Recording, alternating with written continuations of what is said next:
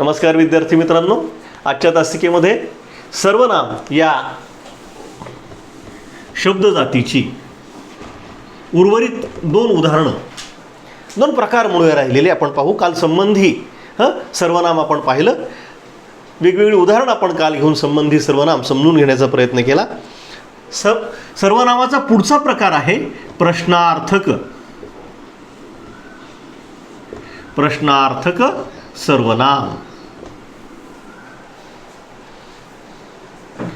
अर्थात कोण काय,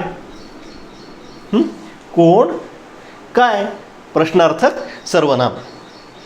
अर्थात उघडचे प्रश्न विचारण्यासाठी या सर्वनामाचा उपयोग आपण करत असतो.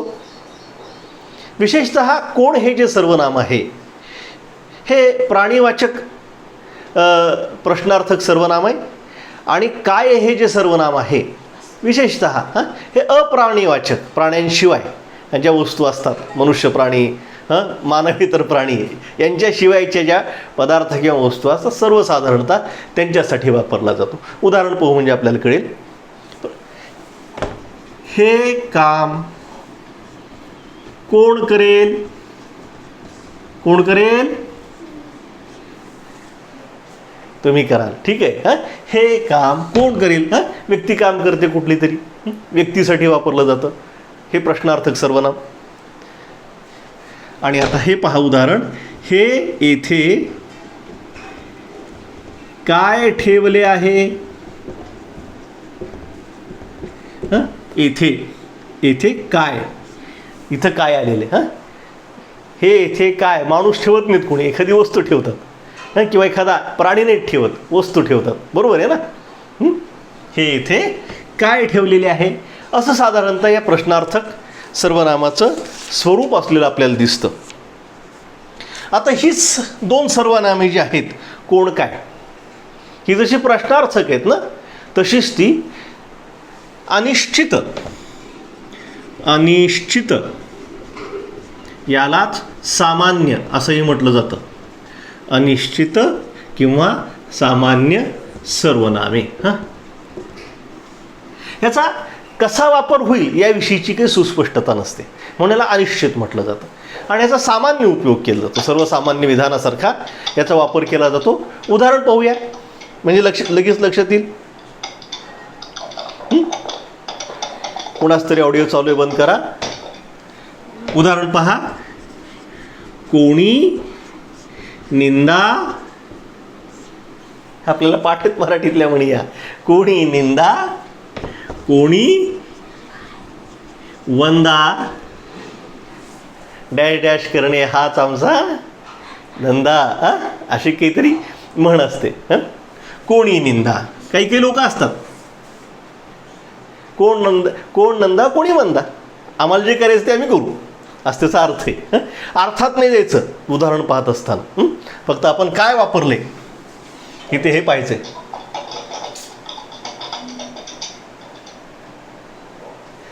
कुठले कोण काय ही सर्व नाही बरं, काही लिहित राहिलं होतं. अनिश्चित, कोण काय, अनिश्चित सामान्य, अनिश्चित किंवा सामान्य सर्वनामं कुठली, कोण काय अशी आहेत. आणि त्यातलं हे कोणी,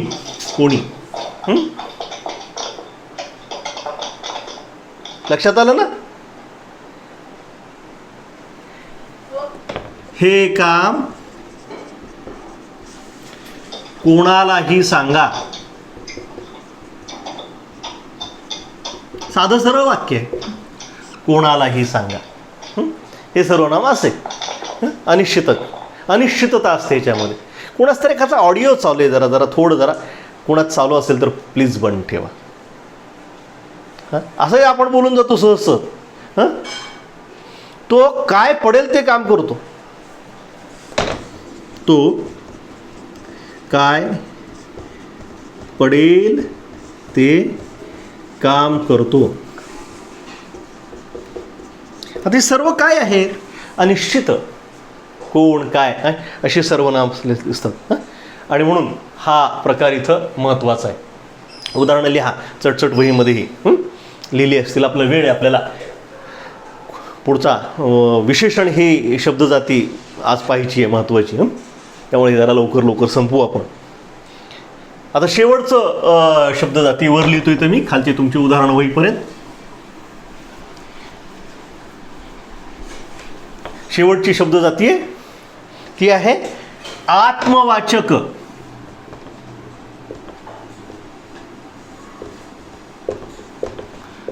आत्मवाचक सर्वनाम. कुठली कुठलीत आत्मवाचक सर्वनामे?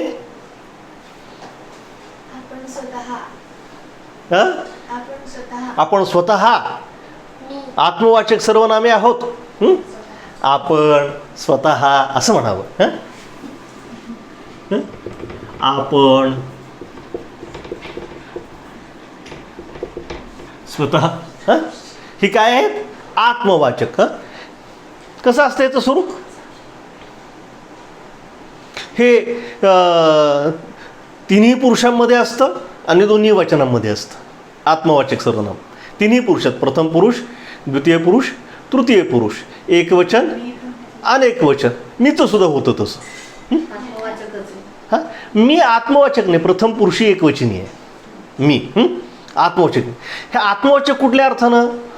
इथं मी प्रथम पुरुषी एकवचनी मी मध्ये मी शाळेत जातो असं साधं सरळ वाक्य असतं. पण आत्मवाचक सर्वनामामध्ये एक आविर्भाव असतो. आविर्भाव असतो कसा? उदाहरण पाहिलं की कळेल तुला. पहा आता उदाहरण पाहू आपण. मी खालचं पुसू लिहिलं असेल ना, इतकी वेळ नाही राहणार. तुम्ही हुशार विद्यार्थी, गतिमान नव्या युगातले विद्यार्थी आहात तुम्ही. हां, वाक्य पहा कसे असतात.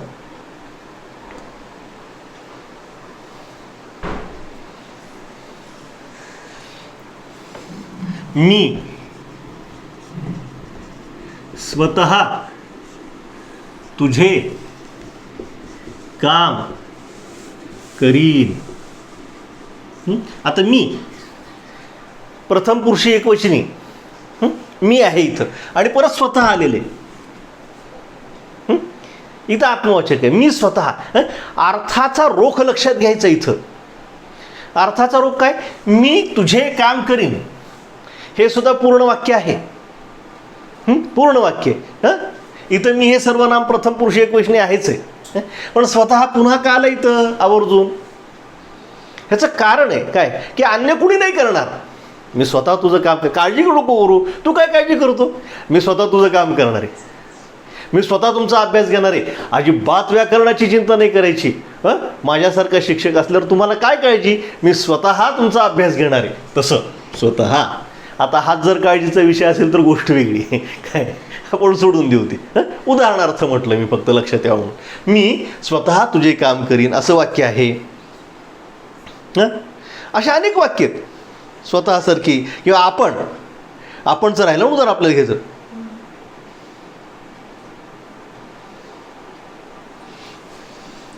मी आपणाला.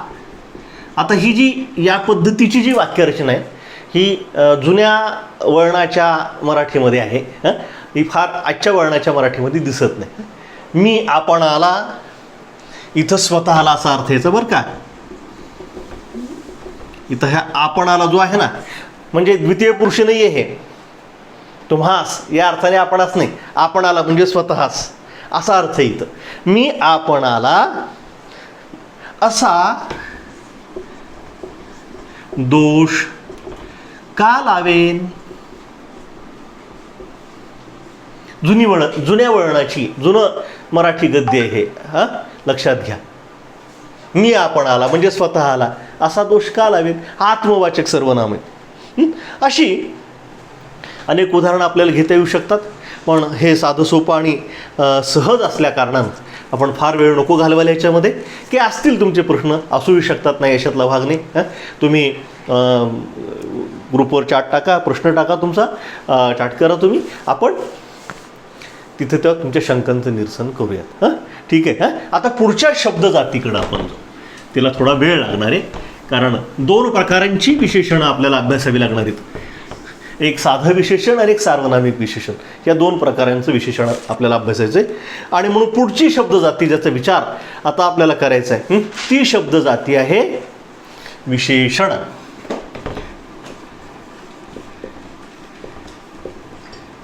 विशेषण. लक्षण लिहून घ्या विशेषणाचं. विशेषणाचं लक्षण. लक्षण म्हणजे व्याख्या. गतीने लिहा. नामाची व्याप्ती. फलकावर नाही लिहिलं तर चालेल ना. हां, मी नुसतं सांगतो, नाही ऐकवाल तर पुरा विचारत. नामाची व्याप्ती मर्यादित करणारा. गती पाहिजे लेखनात. नामाची व्याप्ती मर्यादित करणारा म्हणजे. व्याप्ती मर्यादित करणं म्हणजे काय? म्हणजे नामाचा कोणत्या तरी प्रकारचा गुण. लक्ष आहे का इकडं? कोणत्या तरी प्रकारचा काय गुण. गुण नव्हे, गुण किंवा वैशिष्ट्य दाखविणारा.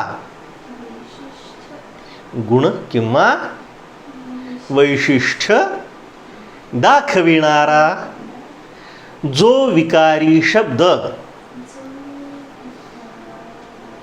जो विकारी शब्द स्वल्पविराम द्यायला विसरायचं नाही.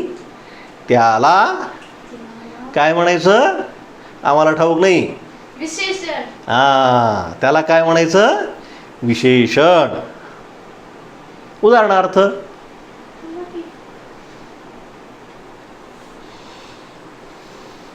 काय काय उदाहरणं सांगता येतील? 2-4 उदाहरणं मी सांगतो, बाकीचे 10-5 तुम्ही लिहा. ठीक आहे ना? हां, माझ्यापेक्षा तुम्ही हुशार जास्त आहेत म्हणून तुम्ही 10-5 लिहा. मी थोडा ढ आहे तुमच्यापेक्षा म्हणून 4-5 सांगतो. चालेल ना?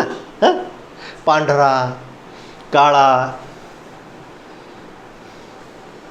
बरा, वाईट. पांढरा, काळा, बरा, वाईट. 1, 2. नामं आहेत ना. लक्षात घ्या, इथं आपण आता विशेषण म्हणून या शब्दांचा विचार करतोय. पांढरा कागद, काळा पेन. इथं काय आहे? नाम आहे की विशेषण आहे? विशेषण आहे. हां, आता हे नामसुद्धा होतात, पण कधी होतात? नाम म्हणून येत असतील तर. पाहिजे आपल्याला तू सुद्धा इथं. हां, उदाहरणं लिहिली आपण. आता समजा काळी गाय म्हटलं आपण. काळी गाय. गाय काळ्या रंगाची असते ना. काळी गाय. पांढरा बैल. म्हणजे 10-20 बैल आहेत. त्यातला हा पांढरा बैल. 5-50 गायी आहेत, त्यातली ही काळी गाय. नामाची व्याप्ती मर्यादित करणं आणि त्या नामाचं वैशिष्ट्य लक्षात आणून देणं, हे काम कुणाचं आहे? विशेषणाचं असतं, असं आपल्याला दिसतं. आता इथं नामे आणि सर्वनामे लक्षात घ्या. नामे आणि सर्वनामे यांच्यातील अंतरही लक्षात घ्यायला हवं. काय अंतर आहे? फरक. अंतर म्हणजे फरक, डिस्टन्स नव्हे. अंतर म्हणजे फरक. झोपायचं नाही वर्गामध्ये. झोपायचं असेल तर बाहेर जाऊन झोपायचं. नामे आणि सर्वनामे. बघा फरक काय येतो? नामे कशाची तरी नावे असतात. ऐक नाही, हिठणी आहे, हाठोंबे आहे. ऐक नाही, नामे कशाची तरी काय असतात? नावे असतात. पण सर्वनामे कशाचीही नावे नसतात. ऐक नाही. हां, लक्षात येतंय? ही कशाचीही नसतात. पुढचं लिहा. इथलं जे आहे ना, असं फरक लक्षात यावा म्हणून तुम्हाला सांगतोय. कशाच तरी नावे असतात, कशाच तरी नसतात, असं लिहिले मी इथं. तुमच्या लक्षात येईल एवढं तरी तुम्ही शहाणे नक्कीच आहात, काही अडचण नाही.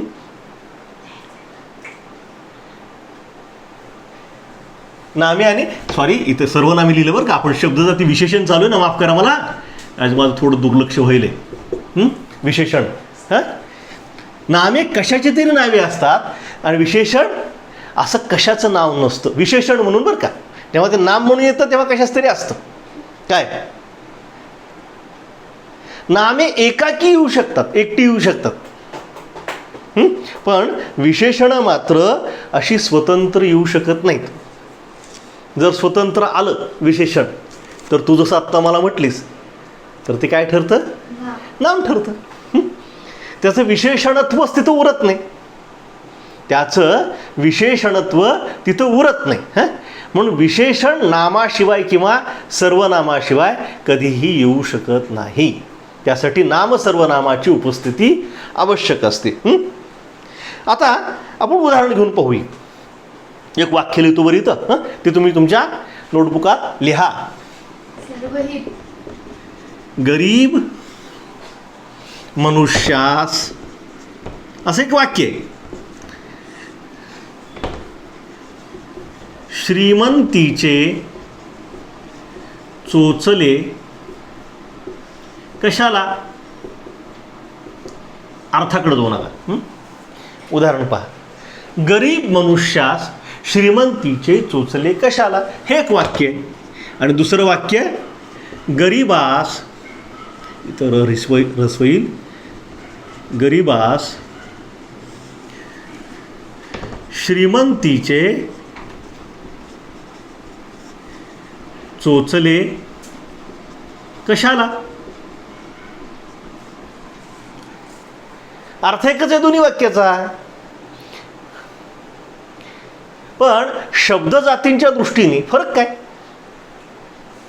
गरीब मनुष्यास, मनुष्य हे इथं काय आहे? मोठ्याने सांगायचं, ऑनलाईनच्या विद्यार्थ्यांपर्यंत आवाज गेला पाहिजे. नाम आहे. बरोबर आहे की नाही? हे नाम आहे. आणि गरीब काय त्याचं? पण इथं काय झालंय? या दोन्हींचाही क्लब झालेला आहे, एकत्रीकरण झालेले. क्लब म्हणूया आपण, एकत्रीकरण. आणि त्याचं गरीबास असं नामात रूपांतर त्याचं झालेलं आपल्याला दिसतं. इथं काय आहे? हे नाम आहे. नाम असं स्वतंत्र येऊ शकतं, परंतु विशेषण मात्र नामाशिवाय येऊ शकत नाही. एवढा फरक आपण लक्षात घ्यायला हवा. आणि म्हणून असं हे विशेषण जे असतं, हे विशेषण वाक्याच्या अर्थाच्या दृष्टीने सुद्धा खूप महत्त्वाचं असतं. त्याचे निरनिराळे प्रकारही असलेले आपल्याला दिसतात. आता आणखीन एक मुद्दा लक्षात घेऊ. लक्ष इकडं, विशेषण ज्या नामाची व्याप्ती मर्यादित करतं त्यास विशेष्य म्हणतात.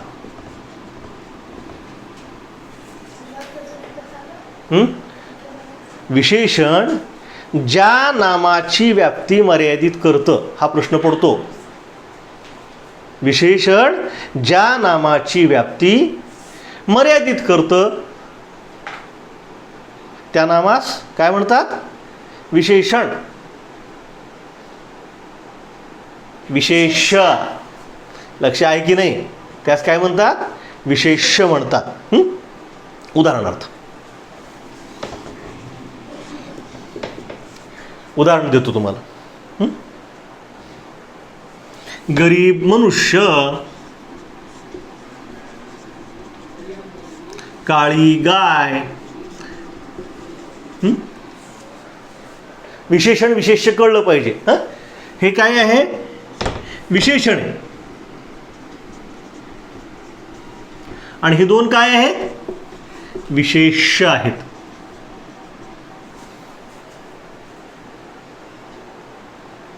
लक्षात येते? सोपं आहे, काही अवघड नाही, फक्त गोंधळून जाऊ नका. हे विशेष्य आहे.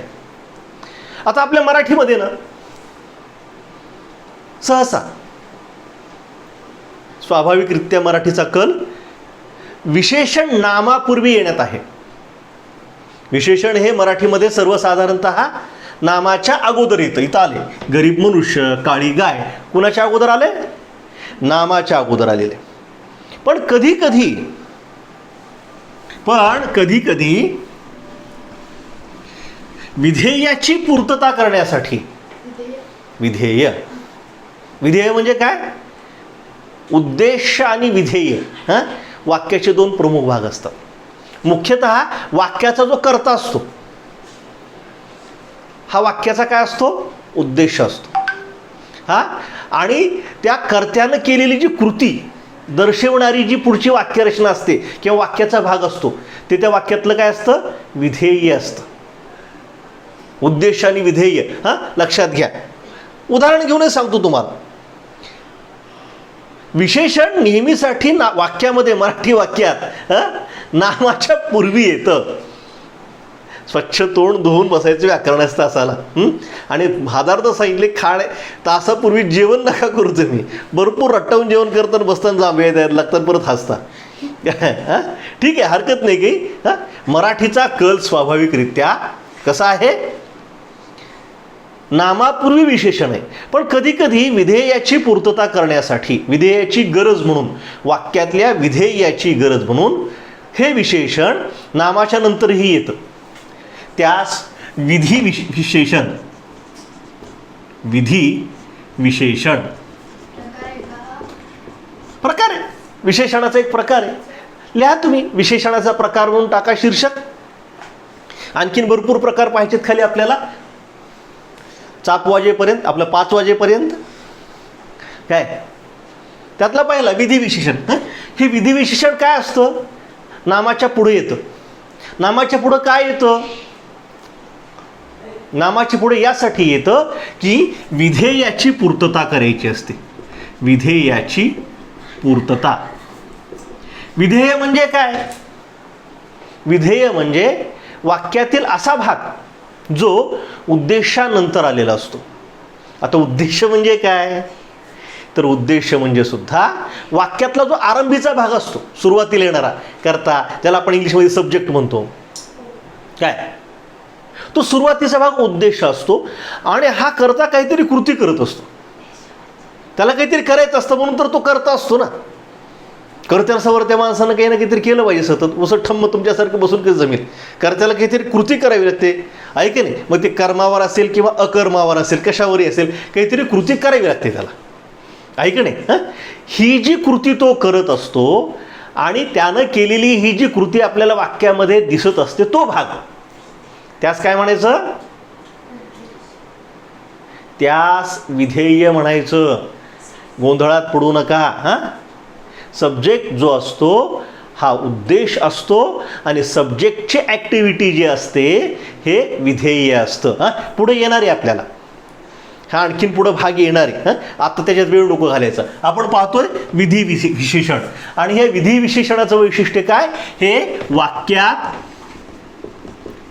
नामाच्या पुढे येते. नॉर्मली, सहसा विशेषण मराठीमध्ये नामाच्या अगोदर येत असते. पण हे विधी विशेषण काय करतं, काय करतं, नामाच्या पुढे येतं. उदाहरण पाहू म्हणजे आपल्याला लक्षात येईल. चांगला मुलगा. आता बघा, आज मी मुलीची उदाहरणं घेतली नाहीत बरं, मुलाची घेतलीत. मुलांनी नाराज नाही व्हायचं. चांगला मुलगा अभ्यासाकडे दुर्लक्ष करत नाही. उदाहरण लिहा. काही कुणाला विचारायचं काही,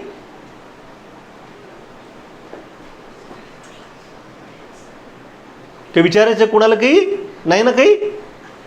हे वाक्य लिहा. चांगला मुलगा, मुलगा हे नाम आहे, त्याच्या अगोदर चांगला हे आलंय. अर्थात चांगला हे काय आहे, सांगत चला ऑनलाईन. चांगला हे काय आहे, विशेषण आहे. चांगला मुलगा अभ्यासाकडे दुर्लक्ष करत नाही. आता हे वाक्य जर आपण असं लिहिलं, हा मुलगा चांगला आहे, इथं काय आहे, विशेषणच आहे. हे विशेषणच आहे. मुलाच्या चांगुलपणाबद्दलच इथं काहीतरी सांगितलेलं आहे. मुलाबद्दलची म्हणजे नामाबद्दलची अधिकची माहिती कळलेली आहे. हा मुलगा आहे असं म्हटलं असतं तरी वाक्य पूर्ण झालं असतं. हा मुलगा आहे पुरेसे आपल्याला, हा मुलगा आहे. हे आहे ना, हे विशेषणाचं उदाहरण आहे. हे विशेषणाचं उदाहरण आहे. हे काय आहे, विशेषण आहे. काय, पण हे कशाचं उदाहरण आहे? विधी विशेषणाचं. नामाच्या पुढं आलेले हे नाम आहे ना. हां, लक्ष द्या ताई. हां, हे नाम आहे आणि नामाच्या पुढं हे आलेलं आहे म्हणून याला विधी म्हटलेलं आहे. विधी. हां, आता विधी शब्द का कशामुळे बनलेला आहे? विधेय याची पूर्तता करतो म्हणून विधी विशेषण. आता इथं हा मुलगा हे काय आहे? उद्देश आहे वाक्यामधलं, छोटं वाक्य एकदम. हां, आणि चांगला आहे हे काय आहे? विधेय आहे वाक्यातलं. लक्षात घ्या. हां, आपण फक्त विधी विशेषण एवढा एक प्रकार समजून घ्यायचा आहे, बाकी काही फार खोलात त्यात जात बसायचं नाही. दुसरं उदाहरण देतो, या चांगल्या मुलापेक्षाही चांगलं उदाहरण देतो विधी विशेषणाचं. लिहून घ्या तुमच्या वहीमध्ये. सुंदर स्त्रियांना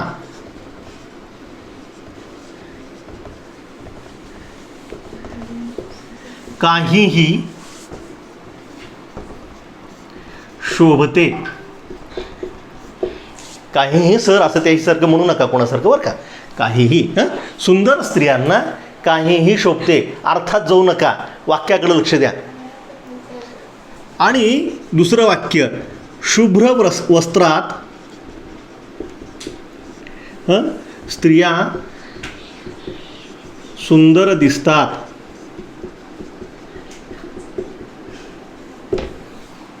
इथंही सुंदर आहे, इथंही सुंदर आहे. आनंदी आनंदगडे सगळीकडं सुंदर आहे. आता इथं हे सुंदर स्त्रिया या नामाचं विशेषण म्हणून आलेले. इथंही हे सुंदर जे आहे हे स्त्रिया या नामाचंच विशेषण आहे. फक्त फरक एवढाच आहे, इथं नामाच्या अगोदर आहे आणि म्हणून ते अधि असं म्हणण्याचा सुद्धा प्रघात आहे, अधि विशेषण. आणि हे नामाच्या नंतर आहे आणि म्हणून याला विधी विशेषण असंही म्हटलं जातं. आधी आणि विधी, इतका साधा सोपा विचार आपण लक्षात घ्यावा. आता जुन्या गद्यामध्ये पेशवेकालीन बखरी वगैरे असतात जुन्या काळातल्या, पहा आज्ञापत्र वगैरे. पेशवेकालीन गद्य, फारशीचा प्रभाव असणारं. त्या पेशवेकालीन गद्यामध्ये, जुन्या गद्यामध्ये लक्ष इकडे द्या, कशी वाक्यरचना केली जायची? विशेषणावर जोर द्यायचा आहे. ह्या विधी विशेषणाचा वापर तेव्हापासून आहे. विशेषणावर जोर द्यायचा म्हणून नामाच्या पुढं विशेषणे आलेली दिसतात. वाक्य कसे असतात पहा, एक वाक्य वाचतो, इथं लिहित बसत नाही मी. तुम्हाला शक्य असेल तर लिहून घ्या. राजे लोकी सभ्य मनुष्ये प्रामाणिक भिडेची विचार सूक्ष्मज्ञ पदरी बाळगावी. पेशवेकालीन मराठी वाक्यरचना कशी पहा. राजे लोकी म्हणजे राजे दरबारात. राजे लोकी सभ्य मनुष्य प्रामाणिक कशी असली पाहिजेत? सभ्य मनुष्य कशी? सभ्य मनुष्य हे नाम आहे आणि त्यांच्या सभ्य मनुष्यांची सभ्य हे सुद्धा विशेषणच आहे बरं. पण आणखीन विशेषणं सांगितलेली ती पुढं कशी आलेली? प्रामाणिक, भिडेची. भिडेची म्हणजे आज्ञाधारक. तारक मेहतामधला भिडे नव्हे, आज्ञाधारक. भिडगस्त म्हणतो आपण. विचार सूक्ष्मज्ञ, अभ्यासू, ज्ञानी, विद्वान असे असावेत. आता इथं ही जी काही प्रामाणिक, भिडेची, विचार सूक्ष्मज्ञ ही विशेषणं कधी आलीत? मनुष्य या नामानंतर आलेली जुन्या पेशवे दप्तरामधले वाक्य ती. लक्षात येते ना? फक्त इथं विधी विशेषण म्हणजे काय त्याच्यावर फार वेळ नको घालवायचा. एवढं लक्षात घ्या. हे पुसतो मी, सुंदर स्त्रिया. पुढचं, आता हे जे विधी विशेषण आहे याचं आणखीन एक वैशिष्ट्य पाहू. हे जे विधी विशेषण आहे ना, विशेषणाचं काम काय? नामाची व्याप्ती मर्यादित करणं आणि नामाचं वैशिष्ट्य लक्षात आणून देणं. इकडं लक्ष द्या. एकदा हालचाल करा बरं मोठ्यानं. डोकं हलवा एकदा. लकलक लकलक लकलक डोकं हलवा. दोन्ही हात चोळा. दोन्ही हातासमोर घेऊन दोन्ही हात आपापले हात एकमेकांच्या हातावर जोरात चोळा. आवाज आला पाहिजे इथपर्यंत मला. खडखड खडखड खडखड. एकदा मोठ्याने टाळ्या वाजवा. डोक्यावर हात घेऊन आवाज जायला पाहिजे. या विधी विशेषणाचं एक वैशिष्ट्य असं की ते केवळ नामाची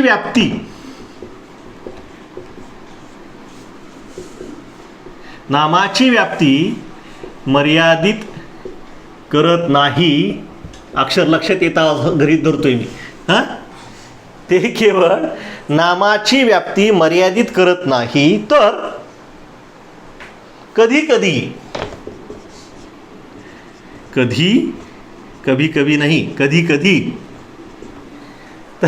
कधी केवळ, फार महत्वाचं आहे, केवळ त्या नामाचा गुण दर्शविते.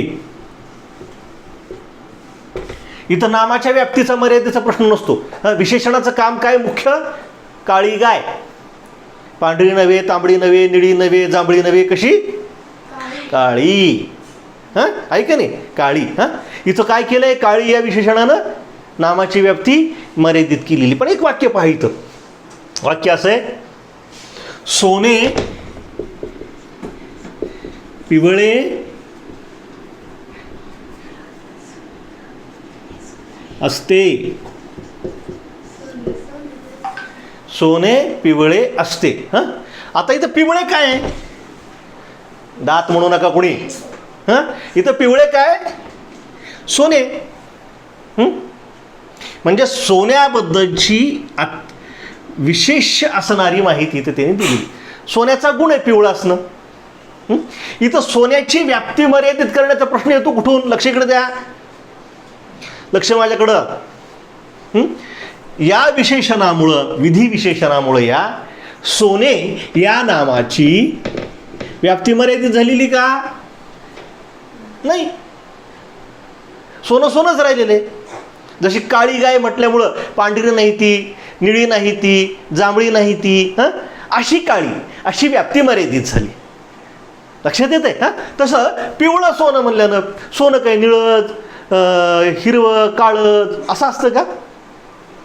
सोनं पिवळंच असतं, आहे की नाही? हां, सोने पिवळे असते. इथं फक्त एक तसा गुण दर्शवलेला आहे, पण ते काय आहे? विशेषण आहे. आणि म्हणून या दृष्टीनेही याचा विचार करावा लागतो, विधी विशेषणाचा. हां, याचा विचार आपल्याला करावा लागतो. आणि म्हणून उद्देश आणि विधेय या दोन गोष्टी लक्षात आल्या. वाक्य संरचनेमधल्या, वाक्याची जी संरचना असते त्याची उद्देश आणि विधेय ही जी विभागणी आहे ही नीट लक्षात आली आपल्या, की विधेय विशेषणाचं जे कार्य आहे ते या ठिकाणी संपन्न होत असलेलं दिसतं. तेव्हा विद्यार्थी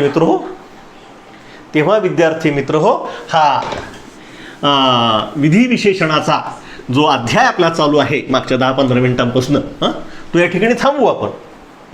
आणि विशेषणाच्या अन्य प्रकारांकडे जाऊ, जे सोपे प्रकार आहेत, ज्यावर फार चर्चा करण्याची आवश्यकता नाही. विशेषणाचे अन्य प्रकार, विधी आणि अधि हे दोन प्रकार तर पाहिलेच आपण. पुढचे प्रकार काय? गुणवाचक.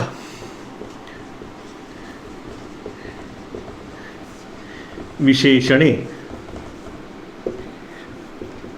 गुणवाचक, ज्यांचा उल्लेख आतापर्यंत अनेकदा येऊन गेलेला आहे. काळी गाय, पांढरा बैल, ही काळी पांढरी काय आहेत? गुण आहेत ना. नामाचा कोणता ना कोणता गुण जे दाखवते ते गुणविशेषण. चांगला वाईट. उदाहरणार्थ एक विद्यार्थ्याने विचारलं, सर वाईट हा गुण कसं काय? दुर्गुण आहे ना तो. मग मी तेच म्हटलं ना, गुण म्हटलं फक्त, मी सद्गुण नाही म्हटलं. सद्गुण आणि दुर्गुण अशी गुणांची वर्गवारी करता येते आपल्याला. चांगला आणि वाईट हे गुणच आहेत. नामाचा कोणता ना कोणता गुण दाखवणं हे विशेषणाचं काम आहे. चांगला वाईट, काळा गोरा, शहाणा मूर्ख, ही सगळी काय आहे? मूर्खा, हे काय आहेत? सगळी गुणविशेषण आहेत. गुणवाचक किंवा गुणविशेषण हा पहिला प्रकार. लिहायची गरज आहे का? शहाणा, चांगला, काळा, गोरा, हां, याची स्त्रीलिंगी रूपे होतात. मी पुल्लिंगी लिहिलेली असली तरी हां अशी. दुसरा प्रकार आहे संख्यावाचक.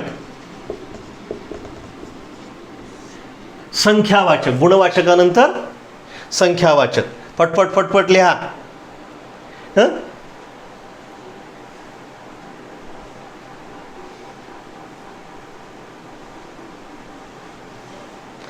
याला संख्यावाचकामध्ये सुद्धा परत क्रमवाचक आहे, क्रम असतो त्याचा. संख्यावाचकामध्ये काय काय येतं पहा तुम्ही. संख्या दर्शवतं संख्यावाचक. पूर्ण संख्या 2, 4, 10, 100. 100ची नोट माझ्या हातामध्ये दे, गाणं आहे ना. 100. 100 हे विशेषण आहे. 2 मुले, 4 मुली, ही काय आहेत संख्यावाचक. पूर्ण संख्या त्या. अपूर्ण संख्या पाव, अर्धा, पाव किलो भाजी द्या म्हणतो आपण, पाव. अपूर्ण संख्यावाचक. किंवा संख्येने निर्दिष्ट केलेली काही शब्द असतात. दोघे, चारी, साती, ही काय सगळी संख्या निर्देशक असणारी शब्द आहेत. ही त्याचे संख्यावाचकाचे उपप्रकार म्हटले तरी चालतील किंवा त्याच्यात जरी लिहून टाकले सगळे तरी चालतील. आता क्रमवाचकामध्ये काय लिहिणार. क्रमवाचकामध्ये वस्तूंचा क्रम, पहिला, दुसरा, तिसरा. हे संख्यावाचक संख्याच आहेत ना. पहिली संख्या, दुसरा, ही संख्याच आहे ना, आकडाच आहे ना, अंकच आहे ना. किंवा याला गणवाचक असंही म्हटलं जातं. याला संख्यावाचक म्हणत असताना इथं गण ही सुद्धा संज्ञा वापरली जाते. गणवाचक. गण म्हणजे गट. पहिला गण, दुसरा गण म्हणतो आपण गट. संख्येचा गट, आवृत्तीचा गट, अशी अनिश्चित संख्यावाचक सुद्धा असतात. अनिश्चित संख्यावाचक सुद्धा असतात. कुठली कुठली. काही मुले, अनिश्चित असं लिहू त्याला आपण. अनिश्चित संख्यावाचक. काही मुले,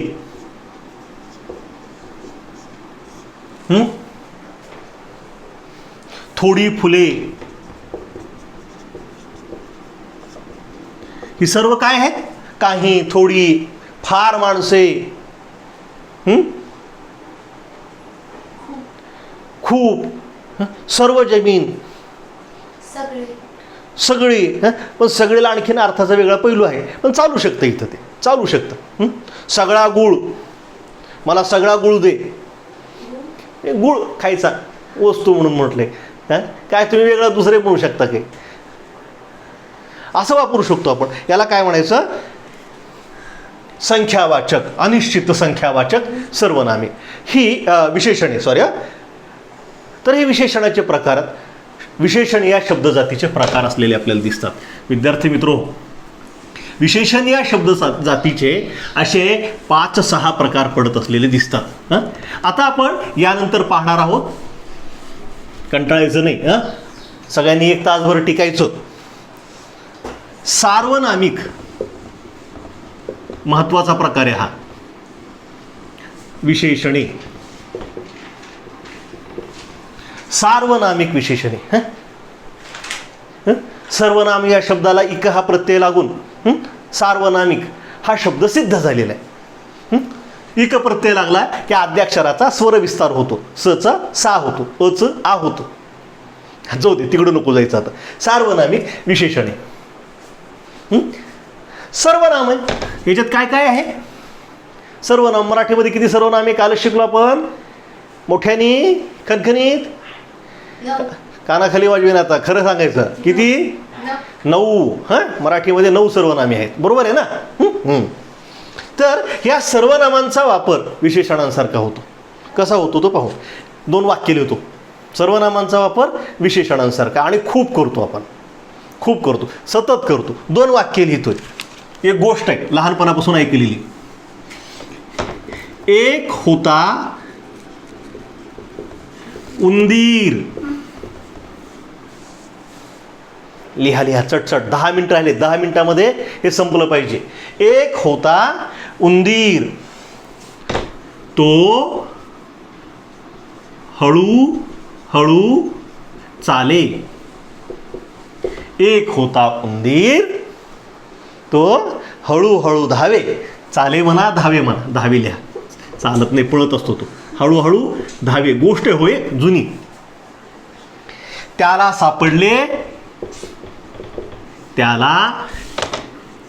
सापडले एक फडके.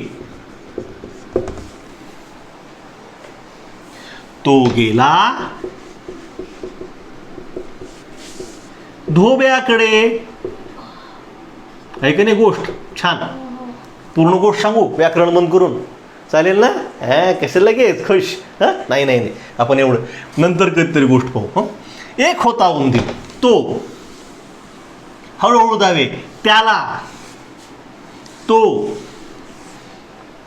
हे काय आहेत? हे काय आहेत सांगा उदर. नुसतं सर्वनाम म्हटलं तरी चालेल. काय आहे ते? सर्वनामे. दुसरं वाक्य भारदस्त वाक्य. आता उंदीर आम्ही काय लहान आहेत तेव्हा मांजराच्या उंदराच्या गोष्टी करायला मोठे मिशावाली झालो आम्ही आता, का नाही? वाक्य असेल या. आमची मातृभूमी,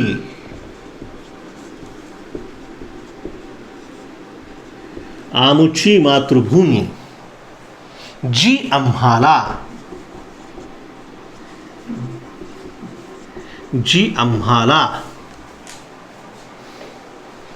प्रिय आहे, जिच्या मांडीवर आम्ही खेळलो, ती आम्हास प्रिय आहे किंवा ती आम्हास वंदनीय आहे. एक वाक्य साधं काहीतरी लिहिलं आपण. आता ह्या वाक्यामध्ये सुद्धा लिहिलं सगळ्यांनी. जी, जिच्या, ती. ही काय आहे? अर्थातच ऑनलाईन काय हे? अर्थातच हे शब्द काय आहेत? लवकर सांगा, वेळ जातोय. सर्वनामे आहेत. ही सर्वनामे आहेत. पण आता हीच वाक्य आपण थोडी फिरवून लिहू. कशी लिहिली पहा. आता वरचं वाक्य, हे वाक्य इथं लिहू परत. एक होता उंदीर, तो उंदीर हळूहळू धावे. त्या उंदराला सापडले एक फडके. लिहिला? बस, जास्त नको, आपल्याला उदाहरणं समजून घ्यायची. आणि हे वाक्य लिहिलं असं. लिहा. जी मातृभूमी आम्हास, जी मातृभूमी आम्हास प्रिय आहे, ज्या मातृभूमीच्या मांडीवर आम्ही खेळलो,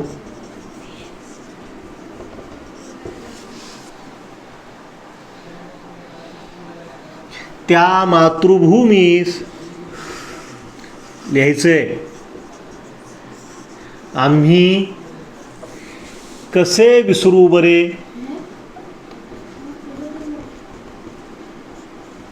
थोडं बदल करून लिहिले आहे. आपल्याला वाक्य समजून घेण्यासाठी लिहिलेलं आहे. हां, म्हणून तर सांगतोय. आता पहा, ह्या दोन वाक्यात फरक काय? वाचाल तर कळेल. फक्त उंदराचं वाक्य एकाने वाचायचं आणि मातृभूमीचं एकाने वाचायचं. पहिलं उंदराचं वाचा. हां, वाच, तू वाच मोठ्याने, ह्यांना ऐकू गेलं पाहिजे. एक होता उंदीर, तो हळूहळू धावे, त्याला सापडले एक फडके, तो गेला धोब्याकडे. आता याचंच दुसरं वाक्य खाली वाच. एक होता उंदीर, तो उंदीर हा, हळूहळू धावे. तो उंदीर हळूहळू धावे. हा, वरच्या वाक्यात काय? तो हळूहळू. इथं काय लिहिलेलं आहे? तो उंदीर हळूहळू. तो उंदीर हळूहळू धावे. फरक आहे की नाही इथं? हं? आता दुसरं वाक्य ईश्वरी. पहिलं वाक्य, ही आमची मातृभूमी वाच. आमची मातृभूमी जी आम्हाला प्रिय आहे, जिच्या मांडीवर आम्ही खेळलो, ती आम्हास वंदनीय आहे. आता ही खालची वाक्य वाच. जी मातृभूमी आम्हास प्रिय आहे, ज्या मातृभूमीच्या मांडीवर आम्ही खेळलो, हा. त्या मातृभूमीस आम्ही कसे विसरू बरे. आता फरक वरच्यासारखा तिथेही फरक आहे. इथं फक्त सर्वनामे आलेत. सर्वनामांच्या समोर नाम आलंय का? हा, इथं खालच्या वाक्यात काय आलेलं आहे? सर्वनामाच्या समोर नाम आलेलं आहे. आणि नाम जेव्हा पुढे येतं तेव्हा मागचं जे सर्वनाम असतं ते सर्वनामासारखं काम करत नाही, तर ते विशेषणासारखं काम करतं. लक्षात घे. हां, कुठलीही नाही. बघा, जी मातृभूमी म्हणजे कोणतीही मातृभूमी नाही, अन्य मातृभूमीपेक्षा असणारं पृथकत्व म्हणजे निराळेपण, वेगळेपण. किंवा कुठलाही उंदीर नाही, तो उंदीर त्या अन्य उंदरांपेक्षा वेगळा कुठला तरी, किंवा अन्य मातृभूमीपेक्षा वेगळी कुठली तरी. इथं हे सर्वनाम नाही राहत. इथं हे काय राहतं? हां, म्हणून याला काय म्हणायचं? म्हणून यांना काय म्हणायचं? ऑनलाईन कळालं? कुणाला काही लक्षात नाही? काय प्रश्न विचारा. लक्षात येत नसेल तर प्रश्न विचारा. हां, सोपं आहे, काय अवघड नाहीये. आता सर्वनामाचे बाकीचे जे प्रकार आहेत सगळे, हां माफ करा, विशेषणाचे नाही, सर्वनामाचे जे बाकीचे प्रकार आहेत सगळे, इथून पुढचे सर्वनामाचे बाकीचे प्रकार कुठले कुठले? सर्वनामाचे म्हटलं मी. प्रश्नार्थक सर्वनाम, संबंधी सर्वनाम, हे जे प्रकार आहेत सगळे, दर्शक सर्वनाम. हां, जेव्हा या पद्धतीची रचना होते दर्शक सर्वनामाच्या बाबतीतही, हां उदाहरण सांगतो तुम्हाला. आता हा जो नियम आहे ना, हां इथं आमची मातृभूमी, हां म्हणजे नामाच्या अगोदर सर्वनाम आलं तर ते सर्वनाम विशेषणासारखं काम करतं. तसंच इथं याच नियमानुसार तो, हा, ई ही जी दर्शक सर्वनामे आहेत, ज्ञानदर्शक शब्द म्हणून, हां त्यांच्या पुढे नाम आल्यास त्यांचे दर्शक विशेषण होते. हे पुसू का? हे वरचं पुसतो. प्रकार हाच आहे, फक्त त्याला सर्वनामामध्ये वेगळे वेगळे प्रकार दिलेत ना आपण, म्हणून विशेषणामध्ये सुद्धा त्यांचे वेगवेगळे उल्लेख करायचे. हां, कुठले कुठले आहेत? दर्शक, हां दर्शक, सार्वनामिक विशेषण. तो बैल चपळ आहे, हा बैल मठ्ठ आहे, ह्या मुली कबड्डी खेळतात, त्या मुली खेळत नाहीत. आता बैल त्याच्या मागं तो आलेले, किंवा मुली यांच्या मागे ह्या आलेले आहेत, किंवा तो, ह्या, ही काय आहेत? इथं दर्शक विशेषणे आहेत. हे लक्षात ठेवायचे. हां, असंच दर्शक, संबंधी, प्रश्नार्थक, झाले एवढेच आहेत. हां, ही जी सर्वनामे आहेत, लक्षात घ्या, खूपदा बोलतो आपण आपल्या वाक्यामध्ये, हां थोडे गाहीने घेतोय मला पूर्ण करायचं असल्यामुळं, पण उदाहरण आपल्याला माहिती आहेत. काल तुला कोण मनुष्य भेटला होता? प्रश्नार्थक सर्वनाम, प्रश्नार्थक सार्वनामिक विशेषण. त्याने काय वस्तू आणली होती? कोण, काय. हां, प्रश्नार्थक सर्वनाम आहे. इथं काम कसं करतं?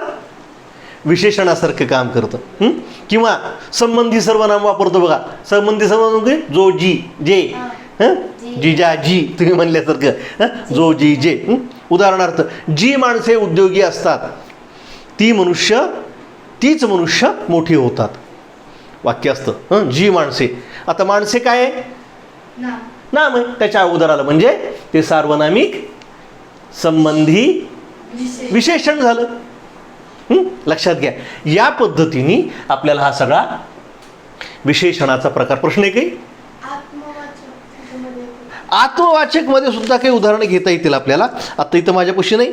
मी उद्या तुम्हाला ते आत्मवाचक सार्वनामिक विशेषणाचं उदाहरण सुद्धा देऊ, काही अडचण नाही. पण नामाच्या अगोदर जर आपण आलं, आपण माणसे थोर आहोत, आपण माणसे थोर आहोत असं जर आलं, तर आपण हे काय? आत्मवाचक सार्वनामिक विशेषण असं आपल्याला म्हणता येऊ शकतं. तेव्हा विद्यार्थी मित्रांनो, आज आपण थोडं घाईगडबडीत का असे ना, परंतु विशेषण या शब्दजातीचा विस्तारानं विचार केला. उद्याच्या तासिकेमध्ये आपण आपल्या या अव्ययी काय ज्याला आपण व्यय होतो अशा शब्दजातींमधली शेवटची शब्दजात जी आहे, कुठली